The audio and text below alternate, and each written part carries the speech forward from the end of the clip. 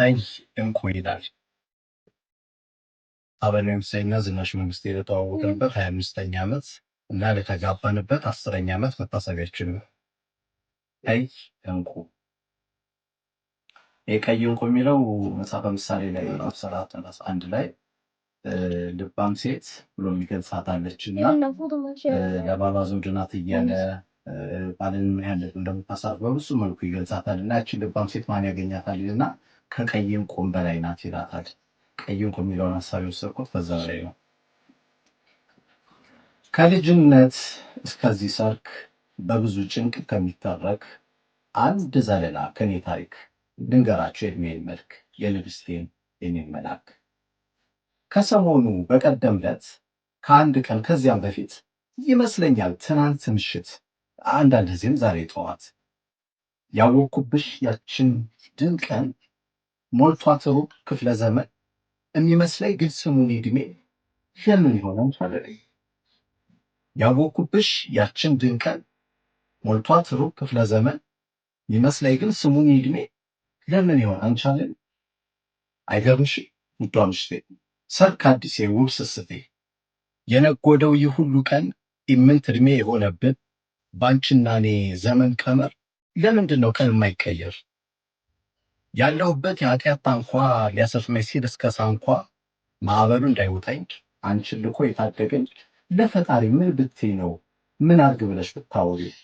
ስለ እኔ ራርቶ ልቡ ያንድዬ ድንገት ያደረገሽ ታዳጊዬ ከማታውቂኝ አንድ ፍጡር ፈጥኖ የላከሽ አሲዞ ፍቅር ህልቆ መዘዝ ብዙ ዋጋ ልከፍል ነው ስልስ ሰጋ ጭራሽ አምላክ ይቅር ብሎኝ አንቺኑ መካሻ ለኔው ይስጠኝ። እንዳለፍኩት ከባዶ ጀብ እንደ ካብኩት የስተት ካብ እንኳን አንቺ ልትገቢኝ ቅጣት ነበር የኔ ይግባኝ።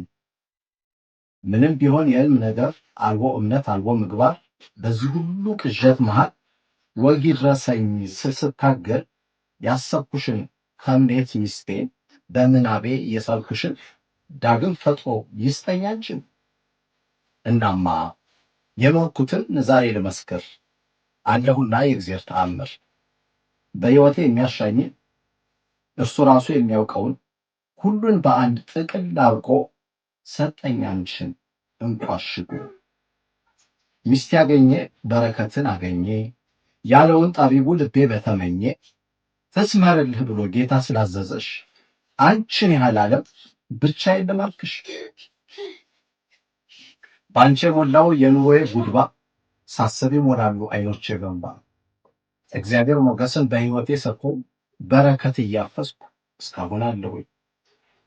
የእድሜያችን ዥረት ዛሬ ካደረሰን ደግሞ እስከ እርግና እንድንጫጭ አብረን የሰጠኝ ምስቴን ምድራዊ ገነቴ አንድ ቀን ሙሉ አይኖቼ ሳይነቀሉ በደንብ እንደጠግባት በረከቴን እንድመነዝራት ምርጧን ዘር እንዳባዛት በጠቢቡ አባት በዳዊት ጸሎት ስማን ስንቃትት አንተ ደጉ አባት በዕድሜ ኩኔታችን አቤቱ አትፍራን የዝናሽ ንብረትን ቸርነት አድርግለት።